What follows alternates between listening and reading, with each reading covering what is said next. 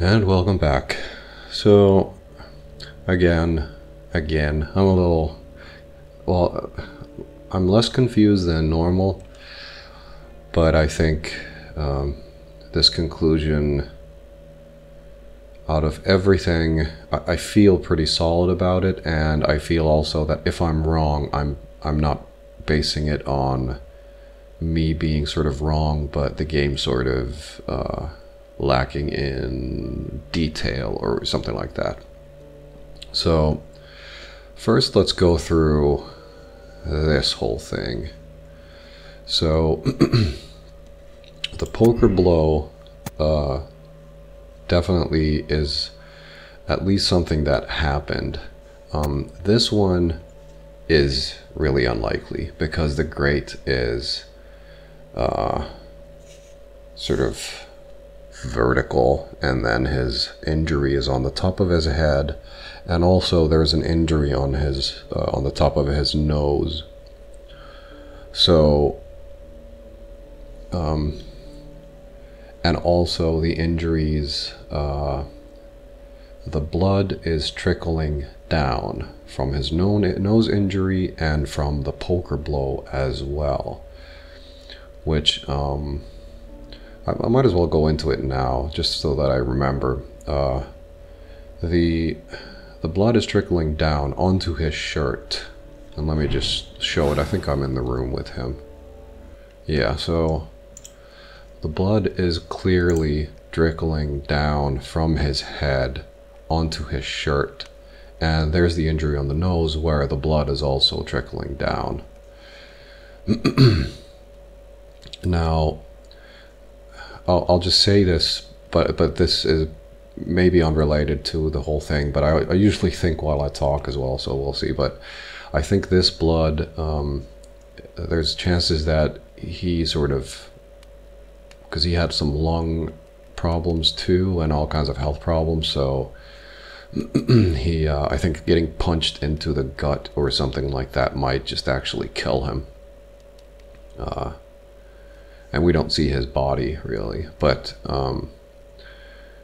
the blood on the fireplace grate could sort of be. I looked at it in detail, so this grate sort of there's no difference between this and this grate with the blood markings, as you can see if you compare it to each other. So it's sort of, you know, less than detailed, which is not great, but for, you know, a game like this. But then again, it sort of gives you the idea also that just there being blood is important in a sense. So what I think is there's a possibility. What I feel, I'll actually say what I feel is that there was a fight and someone got injured, and someone else got injured. And the blood under his head could be from that. The blood over here could be from that, because there's no correlation with any blood being on the grate coming from him, I don't think. So that leads me to think that someone, as he was hit on the head with the poker,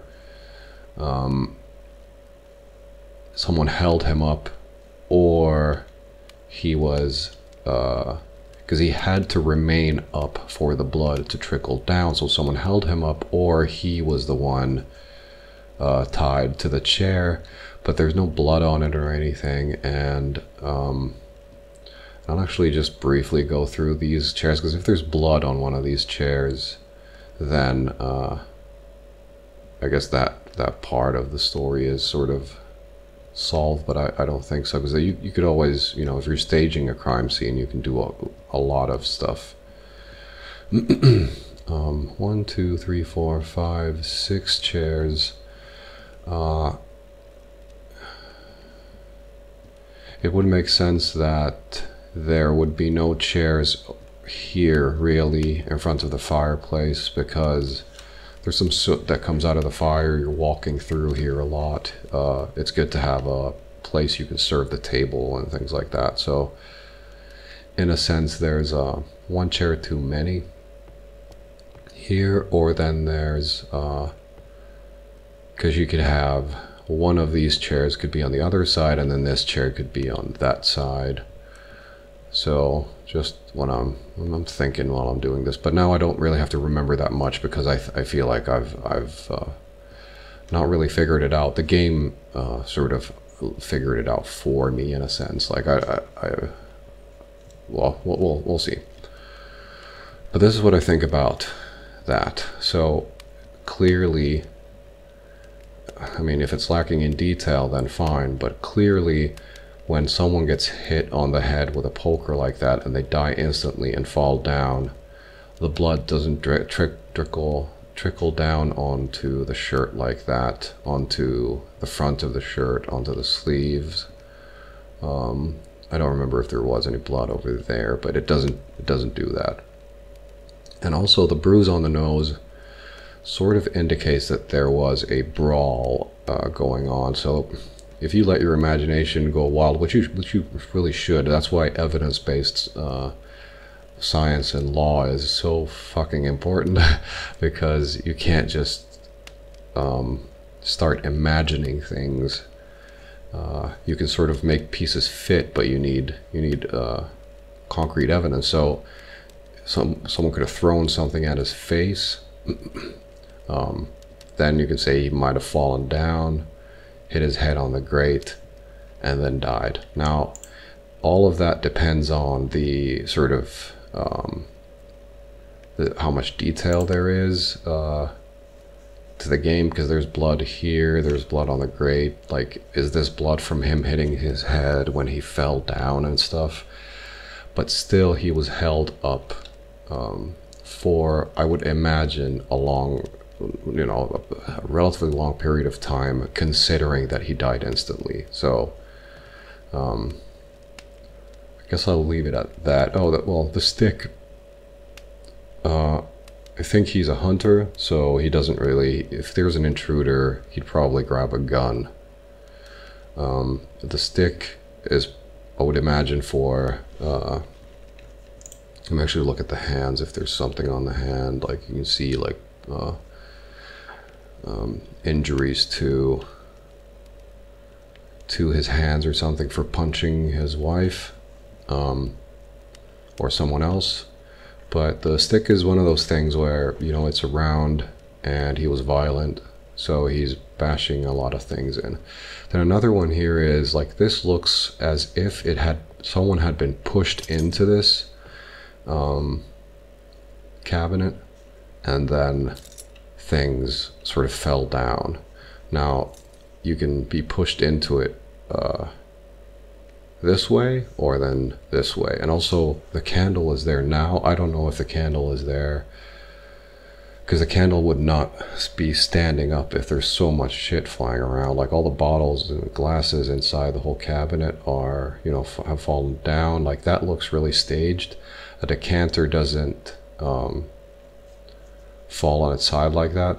So out of the options of being pushed into it and things start, falling down and stuff, these look like they've been picked up and smashed, maybe, rather than things falling down, because they're underneath theirs too, which like, I'm not a physicist, but so I would imagine that just looking at the details, which I have to do. I mean, I'm at the mercy of them, really, whether they're right or wrong. I don't think a decanter with a flat bottom would just fall down unless there's like extreme up and down motion and shit like that. So the decanter plug or cork or whatever is right there, I think.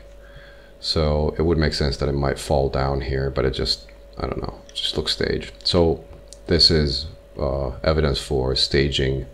Not only is the robbery stupid, but it's evidence of staging this sort of thing. Like, I don't know why they would have to break all this stuff. Maybe to make it look like someone was looking for something, but and we can't see inside there, so we don't know whether these plates and everything are from in there and things like that.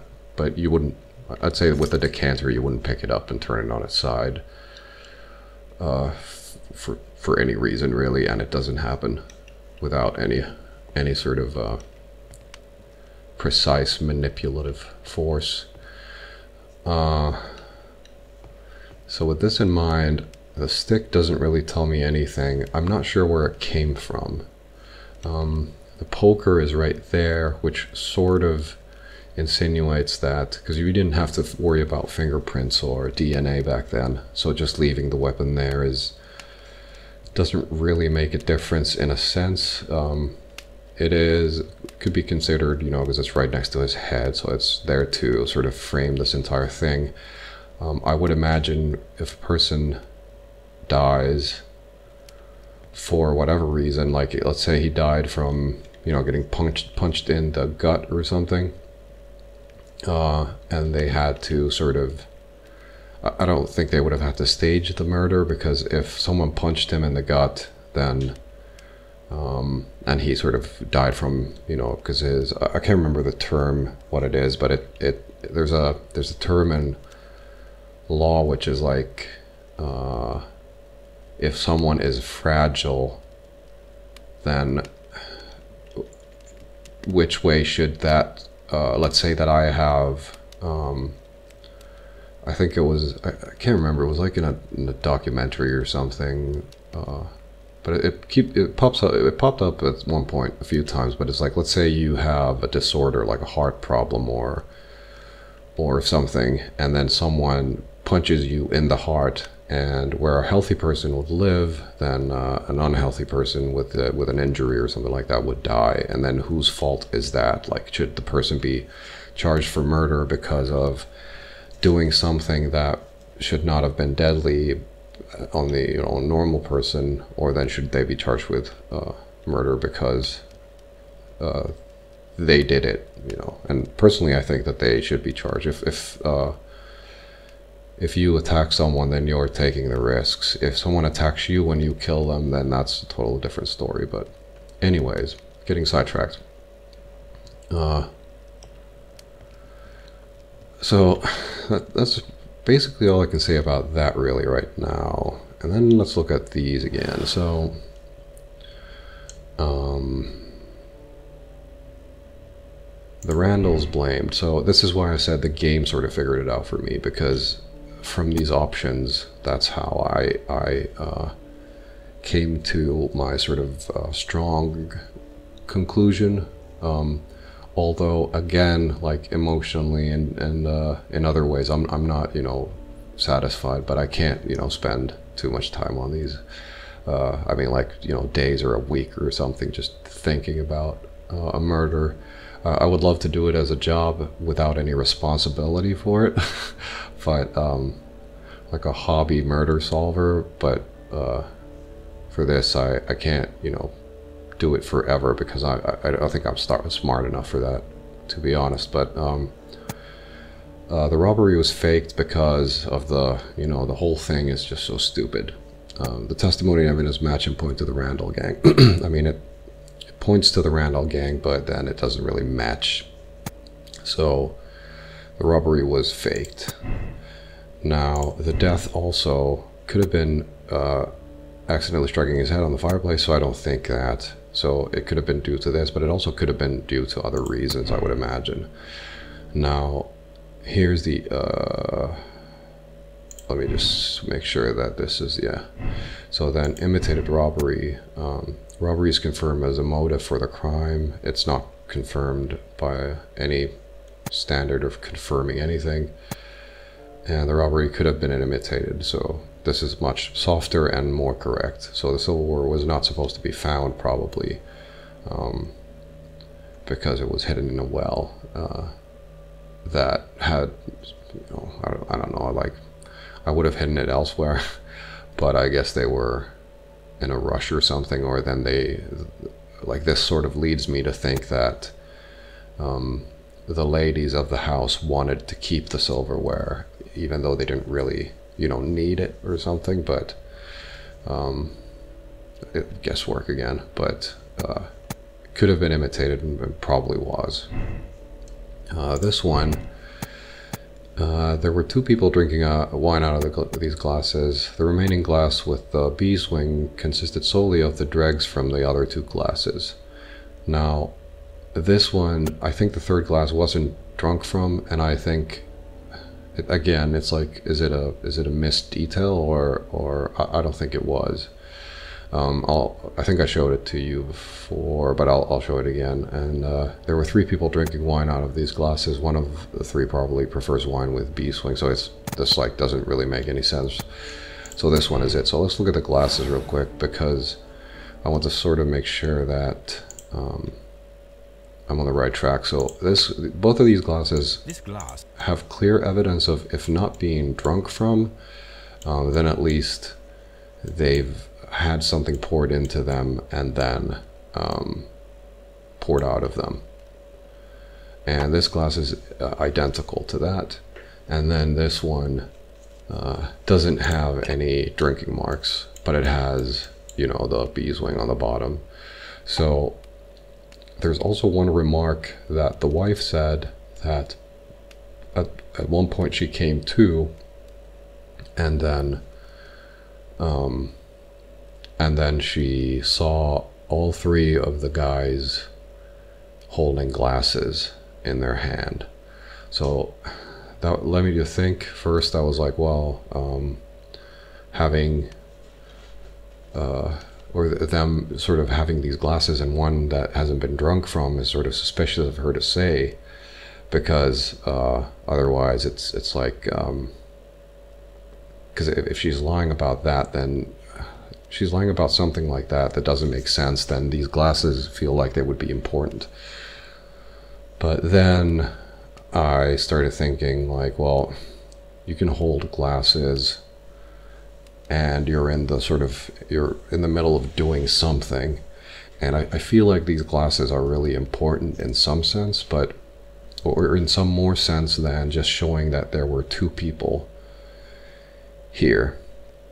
And it's also weird that the decanter is right here, but then the wine is undecantered because they poured it into that one, which leads me to think that if you need to leave the wine to decanter, this decanter is always here, and then they didn't have time to, they didn't really have time to sort or to decanter the wine and, you know, do that kind of stuff. So they just poured it into the third glass. And that leads me to think that the wife and the sailor, they sort of, like, why was the sailor hanging around? Theresa saw three people outside, so I think the three people were the captain, and then his carpenter, and then a third person who is injured now. And that's why the captain didn't say he has two witnesses. He has one witness, who is the carpenter. And also he could just say that because there's no one else needed around the ship during the night.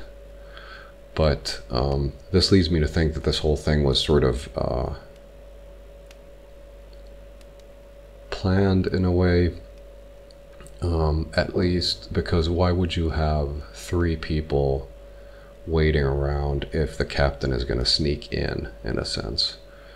So this is sort of pushing the narrative that they were going to get rid of the guy, and they were going to stage it as, or frame it as, a burglary gone wrong, and then afterwards they're going to have all the money and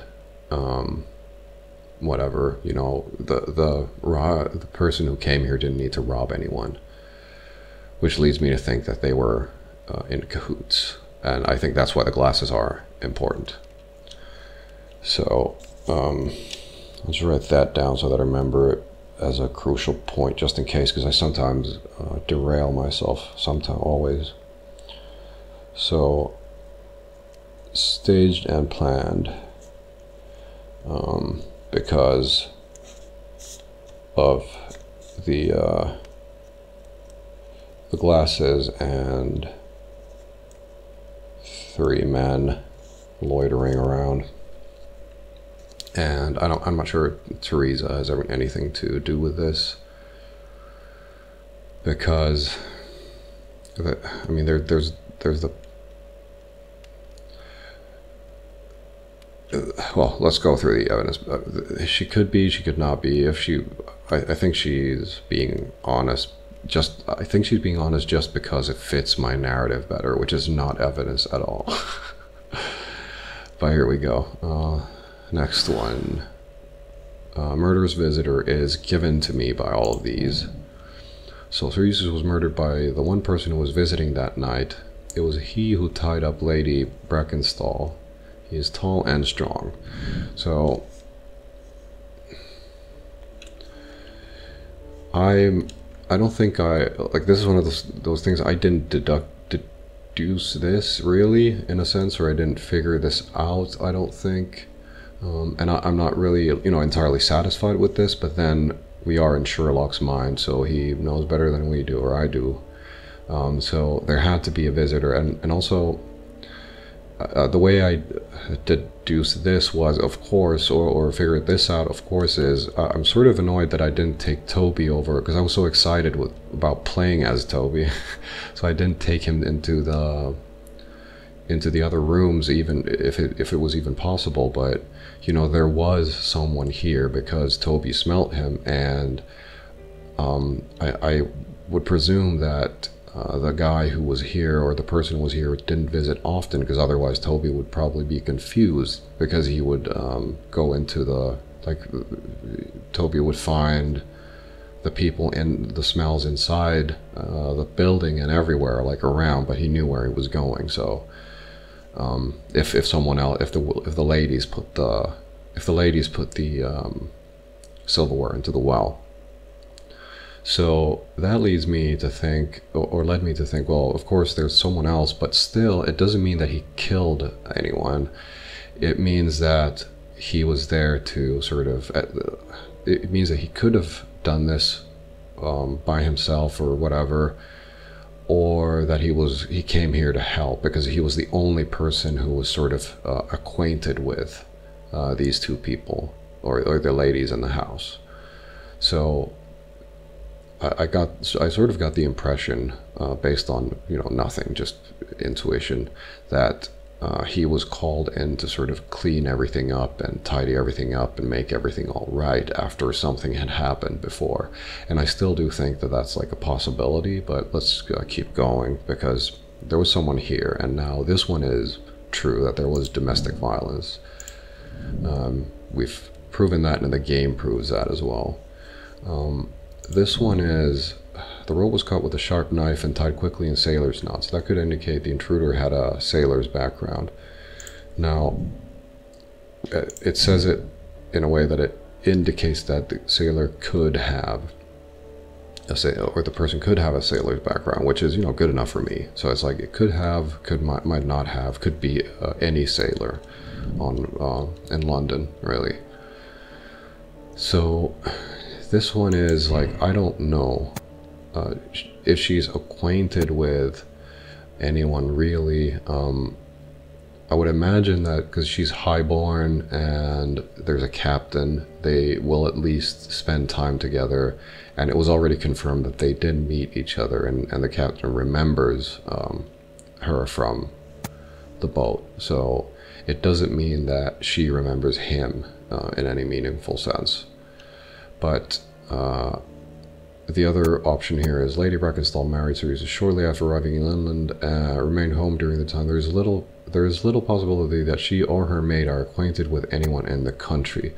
Now the problem here is that the maid could be, because she needs to handle a lot of business and stuff, and then Brackenstall might not have been acquainted with anyone, really. But I think she is acquainted with someone from the Rock of Gibraltar. I think that's true. It doesn't point to anything by itself, but she just is, and you can't help that.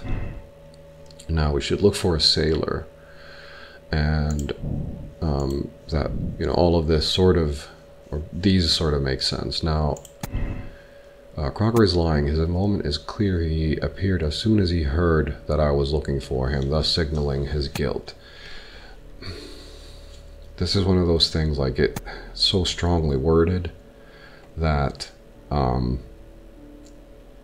that I don't feel comfortable with this statement. And then here, Captain Crocker was aboard the Sharp on the night of the murder. He was not afraid to confront me. He had a confident demeanor. Now, this one makes sense, but like he did have a confident demeanor because, you know, whether he did it or not, he might have a confident demeanor. He knows that you can't prove it, so there's no evidence for him being around. Except for, of course, you know, Toby. We could have used Toby to prove it because there was a scent, but we can't do that, so we're going to have to work with this. Captain Crocker was aboard the Sharp on the night of the murder. He was not afraid to confront me. There's no way of knowing if he was on the ship, so I don't like this and I don't like this. I don't think his involvement is clear through his visit, at least. But out of these two, we're gonna have to pick this one, because I think if I pick this one, nothing is right, because there's no other option here. And there's let me just try no acquaintance, then things start breaking down a lot. This is pretty straightforward. It's like, because we've gotten that far and it makes sense, we're gonna have to follow these clues towards the ultimate conclusion of that the captain is the killer. Now, she was acquainted because she sailed on the ship. There's a picture of it, and I don't remember exactly how we got there, but it was pretty straightforward. Now, let's just have a look, because why the hell not? Since we've already gotten that far, so now we're sort of gonna have to start or create a narrative, in a sense. So I think with all this evidence, he had arrived here, and they had a relationship, and they would sort of they would meet because he had been here in London for a few days, so they would have had time to sort of plan out a hasty little murder on the weekend. So they planned it out, and it's one of those things where I'm not satisfied with this, but then again, you know, you have to trust the game as well. So they planned it out, and then I'm not sure where her injury came from, the wife's injury on her face, but it could be that she either was a, you know, coincidence that or it was like every day on the same week, because I usually go, if I go out, I go out on the same day, like a Friday or something. Maybe he drank every Friday, so they know that he's going to be drunk today and he's going to be violent, and maybe she's pushing him, or maybe it just happened, or then I can't really imagine I mean, yes, I can. After all these fucking murders, the captain could have punched her in the eye, because she's been through violence before, and it's gonna, you know, one punch in the eye versus being a punching bag forever is a relatively clear choice for both of them, the captain and her, I would imagine. So we're still, you know, we're not too far into fantasy at this point.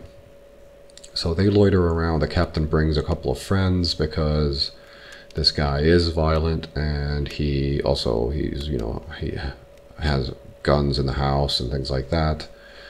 Now we're sort of getting into the difficult part, which is what happened. She let them in through the French door during the night, because the husband already went to bed, and she loitered around, said she was reading a book, and she said she went to, so there's another sort of silly point maybe, but she said she came here to find a candle.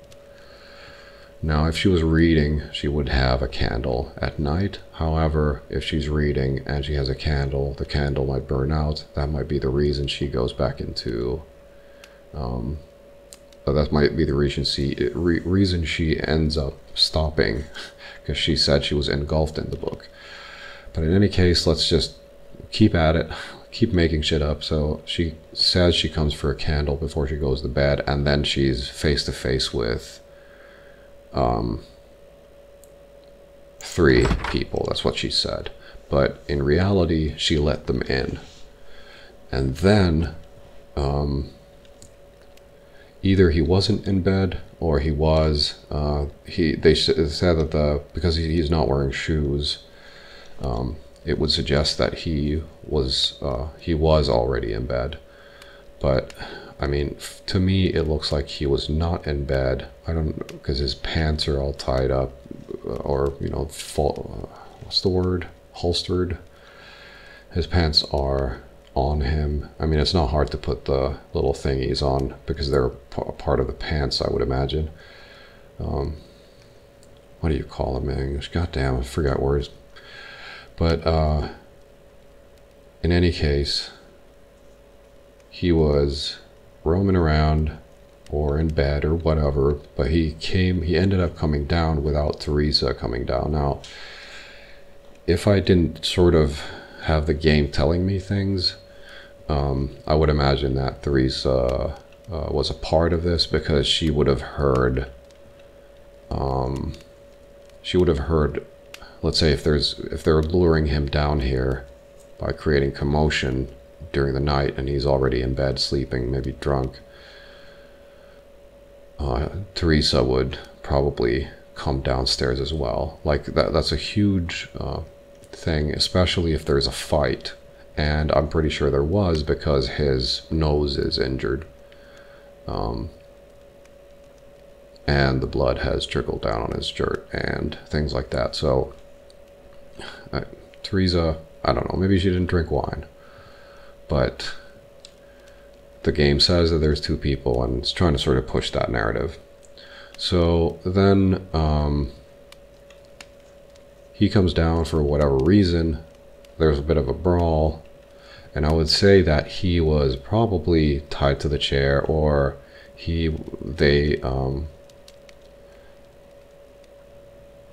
put up a fight and they killed him.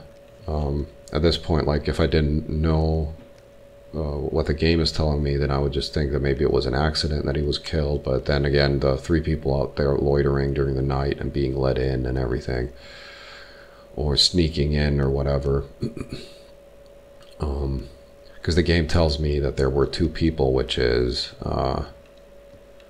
sort of what the glasses they do hint at that very strongly, because 2 people drinking without having time to do anything with the decanter. You know, it's one of those things where maybe he came in and convinced her afterwards, because they are in a rush, and Teresa knew about it, and they sort of he came in and killed him, and then convinced her that things are fine, and things are going to be better, she's free now, and then they all ride into the sunset together with all this money and everything. So the motive is there, seems clear. There's so many possible, I mean, in my mind there's so many possible ways this could have gone down, but I would imagine that if I saw everything clearly, or with a better mind, then I would be able to eliminate more. But anyways, then he's dead. Upright. Why was he upright for a while? They maybe put him in a chair. I mean, the reason I was thinking he was upright was that they put him in a chair because it was an accident, and they didn't want to kill him, and that's where they started framing this whole setup thing. But again, the reason I think 3 people were involved is because of the blood there. The captain wasn't injured. Why would they could smear blood on that, but it's a bit, well, you can make things seem more complicated and awkward than they are, which again leads my brain to melt, because now, you don't know what evidence to trust. But in any case, if we focus, or I try to focus on what is here, Then they trashed the place, or they started trashing the place, and then that's why he came down. Either way, you know, if you want to save time while you're murdering, then that would be the best way to do it. And then they take the silver, he grabs it, or the captain grabs it, and he goes out and he's like, I don't fucking want this shit. It's evidence, because he clearly cares about evidence, because you can't prove that he did it. So he goes into the shed, gets a bag, and drops them into the well. That leads me to think, because you could just you don't need the bag to put the silverware in. You can just chuck it into the well, really, like straight away. That leads me to think that they wanted the silverware back for some reason. So that leads to the conclusion that someone else was here, or that the captain was going to steal them, but he was going to get the girl anyway, maybe. So there, again, there's a branch that, you know, we just don't know, but that's what he did. The guy is dead. He left, took the silver to frame it. Oh yeah, before that, of course, they tied her to the chair. So the sailor guy comes in,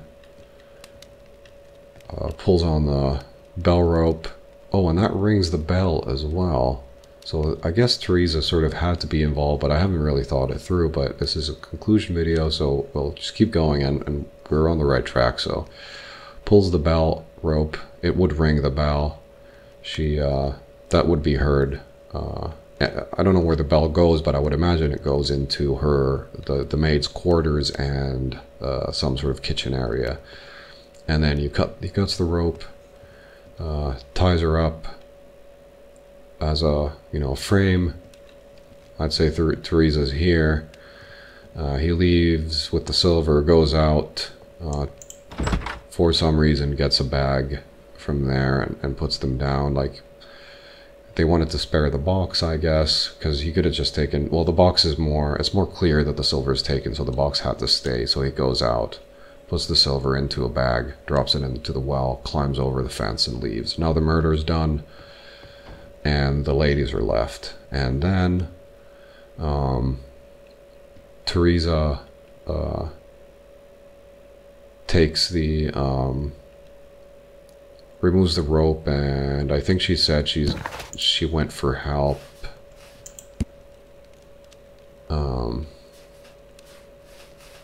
Let's see what the very end said about there.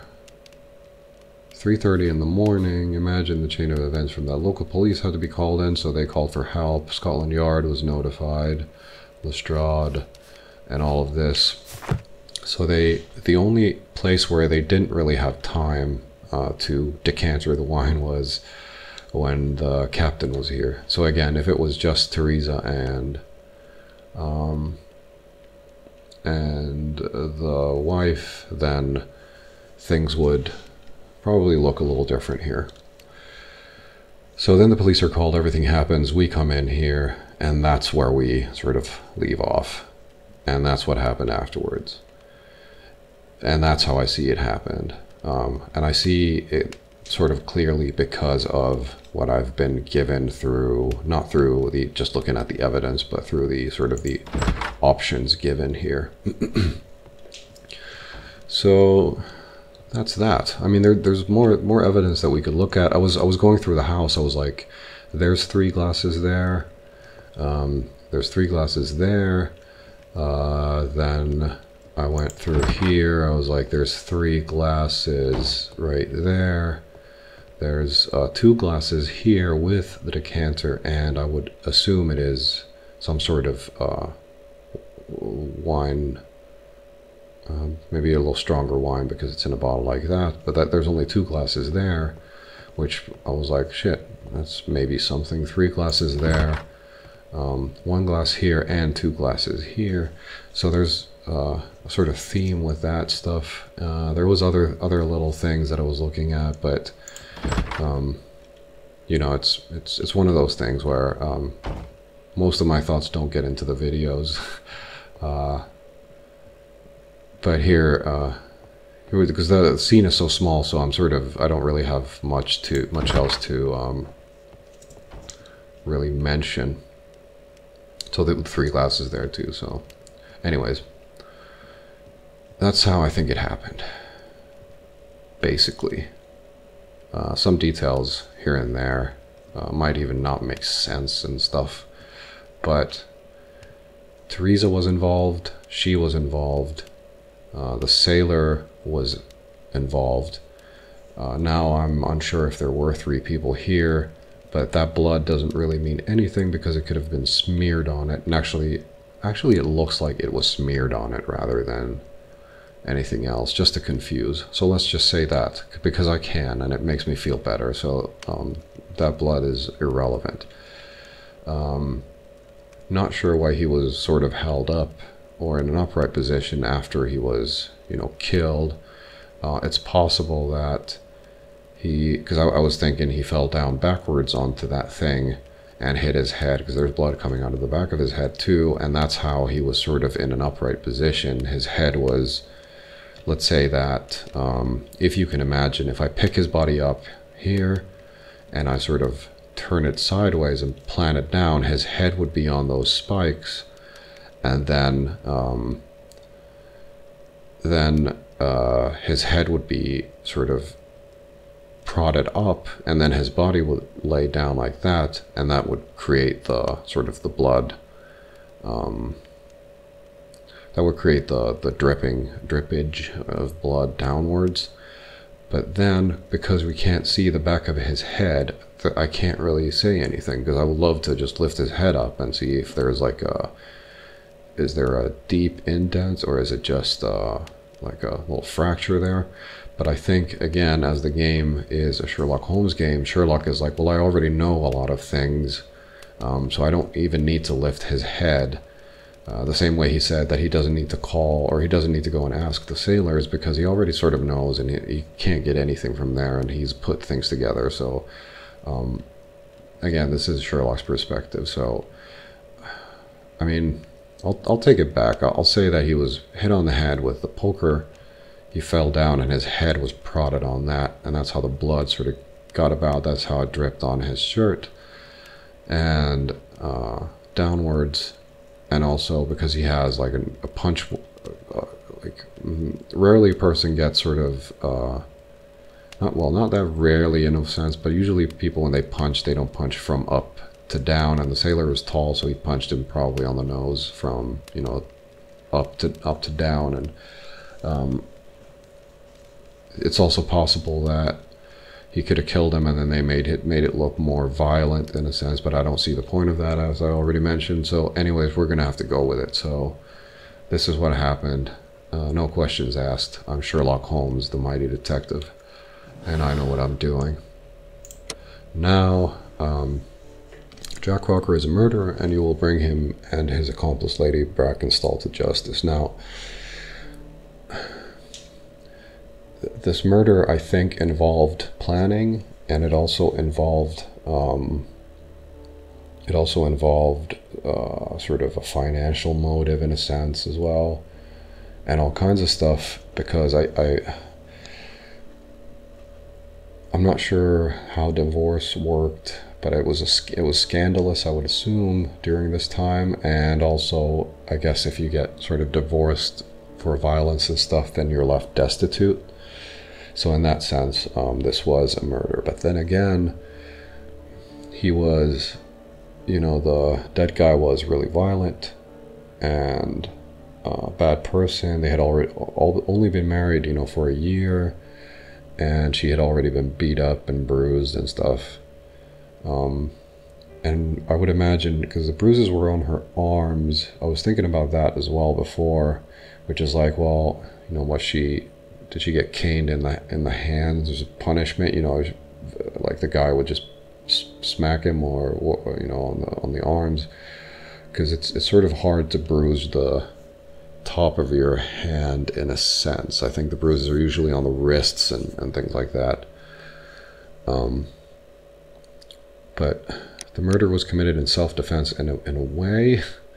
Jack Crocker defended a woman against a violent and dipsomaniacal man.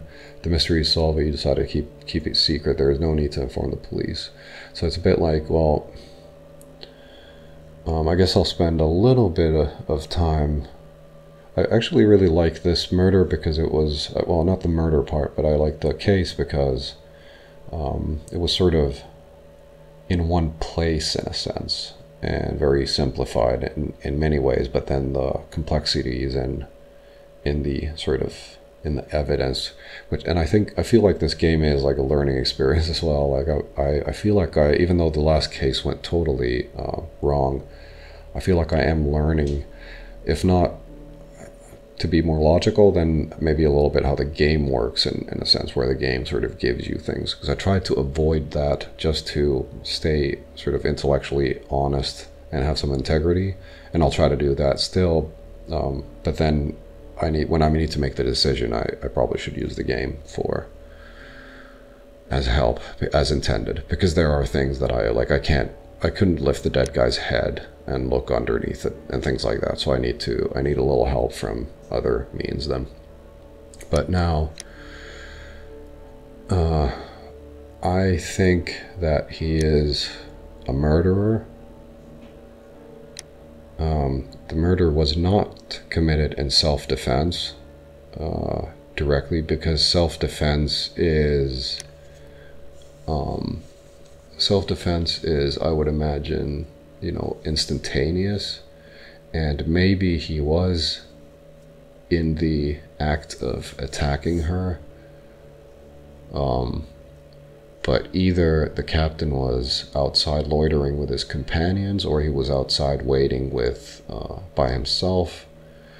In any case, he was already out there, and I don't know if he was there every night, which is also a possibility, that he was sort of courting her, but there's no evidence of that. But we're not basing shit on evidence right here, guys. So he could have been there loitering, skulking around the house, hearing commotion, maybe things break, and then he came in and done the murder. But since but we don't know. It all sort of depends on Teresa. If she knew about this, then that means that, and she had to know about it with the bell ringing, cutting the rope.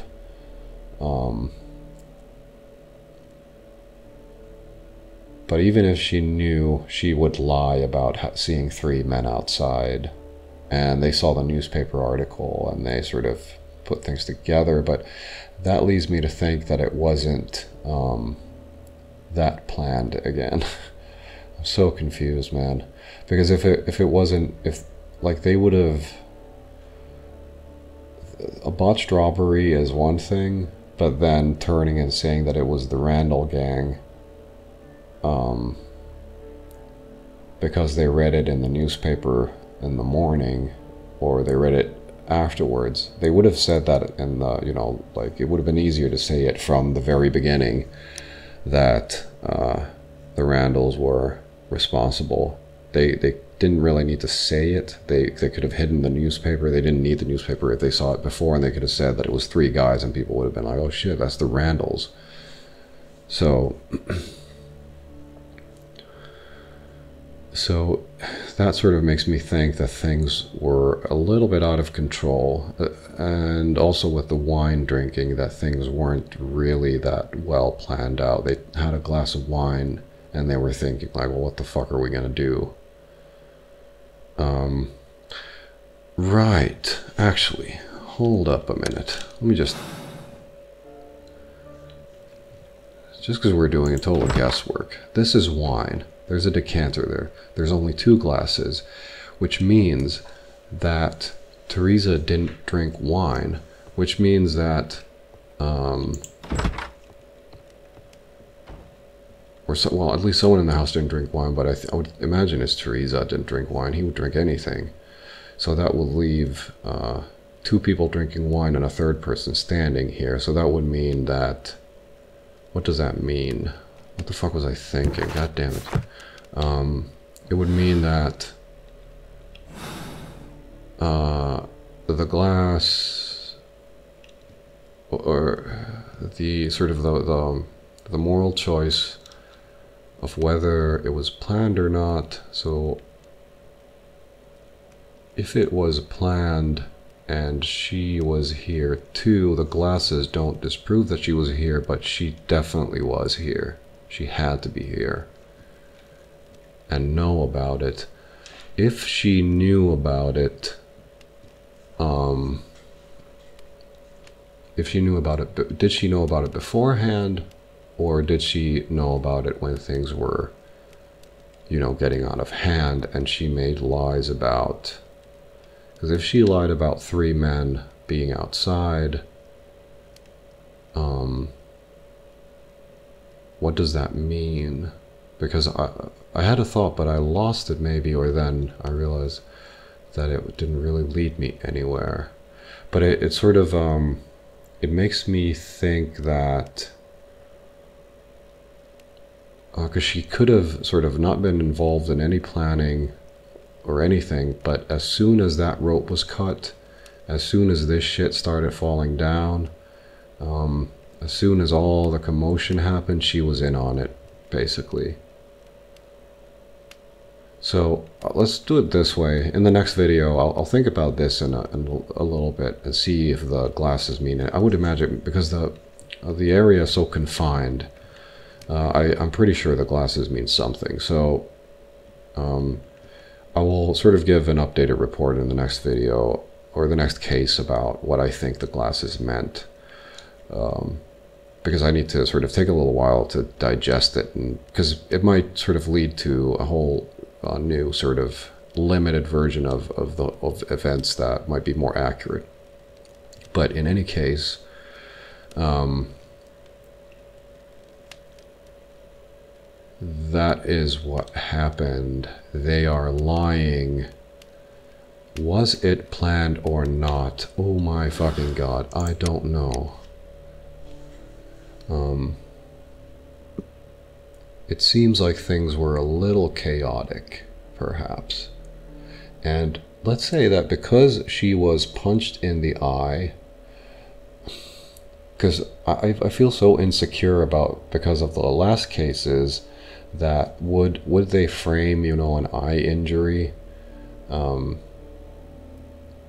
would imagine they, you know, people would do that, but I will absolve Captain Crocker, because I think that he was maybe probably courting her, and then he was sneaking around, maybe seeing her, and maybe they got caught, and that's how things happened. Because the poker is also, because it's right there, so I don't like it. It just,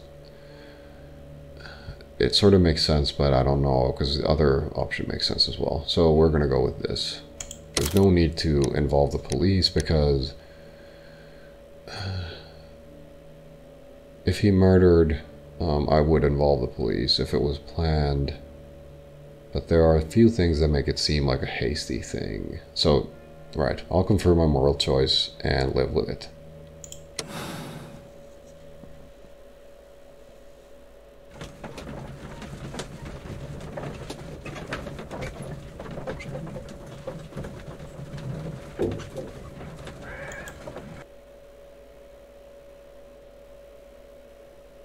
Wiggins, could you ask Mr. Crocker to come here again, please?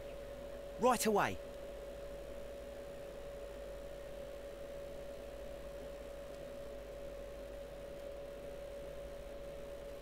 Why did you make me come here again, Mr. Holmes? It is over. I know that it was you who killed Sir Eustace Brackenstall. What? I know because of the height at which the rope was cut. The knife used was a sea knife. The knots were sailor's knots, and not least the sheer force that was put behind the killing blow. And because you are the only one who knows Lady Mary Brackenstall in London. And because you love her. It's true. It is time for you to tell us the whole truth. I admit that I loved Mary madly from the first day that I met her. But I never did come to visit her, for I believed that she was in a happy household. When I talked to her maid, who told me everything, I was insane with rage. I was due to set sail for 6 months away. I wanted only to see her again.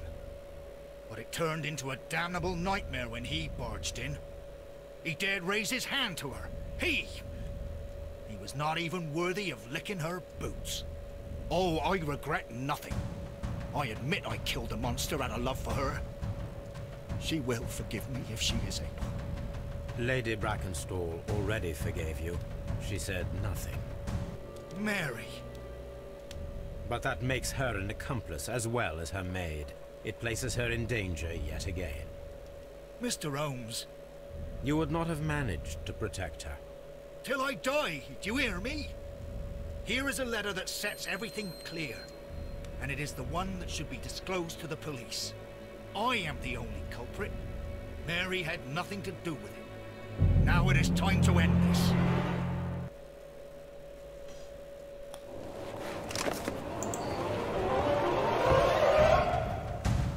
Oh shit. What am I supposed to do?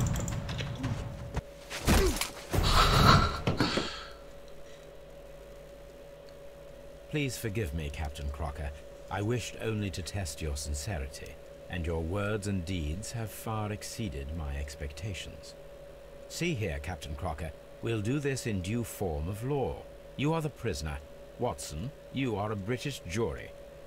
Captain Crocker, the evidence shows that you acted without premeditation and used reasonable force to protect an innocent victim from her husband's brutality. Your devotion pushed you to attempt to kill yourself in order to protect the one you love. Now, what say you, gentlemen of the jury? Not guilty, my lord. Vox populi, vox dei. You are acquitted, Captain Crocker. So long as the law does not find some other victim, you are safe from me. Mr. Holmes. It is a great responsibility that I take upon myself, but I will give Lestrade an excellent lead, and if he can't avail himself of it, I can do no more. Come back to your lady in a year, and may her future and yours justify us in the judgment which we have pronounced this night.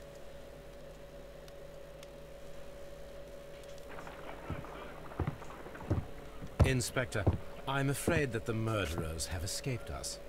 What? Do you mean to tell me that you failed? Never thought I'd live to see the day. I mentioned the murderers, not the case. It is obvious that the crime was committed by 3 criminals who cannot be the Randalls. You really think so? You only need to find a gang of 3 thugs wandering around. I can trust you to do that. If they exist, I'll catch them. You'll find someone, I have no doubt of it. Goodbye, Inspector.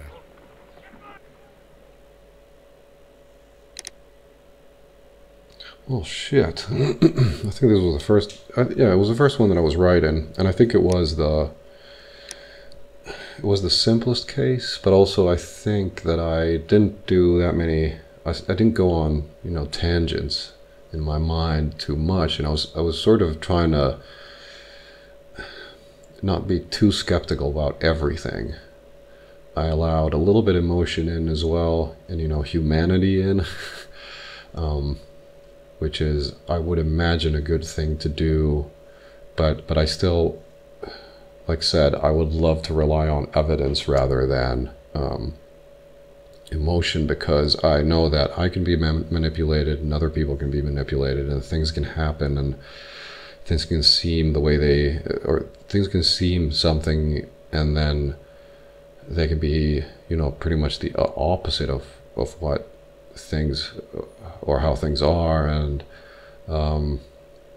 like he said in the end, like the voice of the people, the voice of God, I think is the saying, is like the majority decides, is not a good way of thinking about things. So if you sort of get emotional and things like that, then it's better some things are left unsolved, but then you can have a strong sort of feeling about how things actually went. But yes, I mean, this was pretty I think this game maybe gave us or me a satisfactory sort of mission to do after the difficult ones, so that the next one, when I get absolutely destroyed, it won't feel as bad, because at least I had one success on my belt. But that's it. I actually like this case.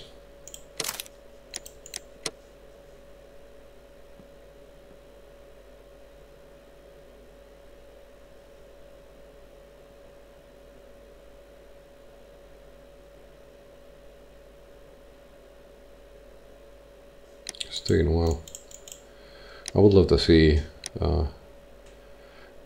like, again, I don't know if, I should have internet connection. So yeah, I don't know if the game reads the latest, or if it, I guess the game reads every time people sort of solve the case. And that would mean that, you know, some people will, because you can check the end result and then try again, which will, of course, you know, if it gives you the conclusion, then you're going to choose the right one if you do that. But I will just continue, because that is not working out. The Kew Gardens drama next up.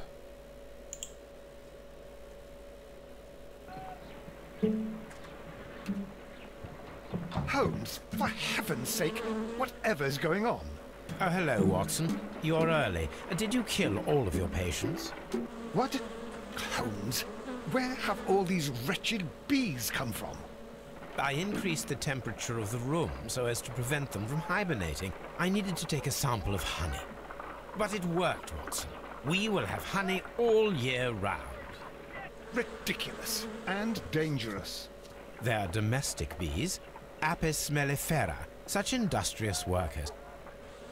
Anyway, Watson, I am sorry, but I must leave you. I'm in rather a hurry.